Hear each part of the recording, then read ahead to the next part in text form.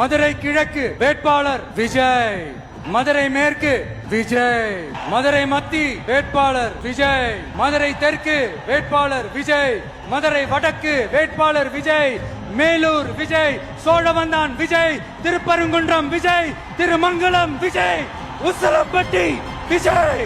எங்க யார் நின்னாலும் 234 தொகுதியில தலைவர் தான் இந்த ஸ்டாலின் தான் வேட்பாளர் நினைச்சு வேலை பாருங்க. ஒற்றுமை இல்லாம இலக்கை அடைய முடியாது. அதனால தோழமை கட்சியுடைய ஒற்றுமை உணர்வோடு நாம் பணியாற்றணும். இதை பண்ணால 224 போல முழு வெற்றி நம்ம வசமாகிவிடும்.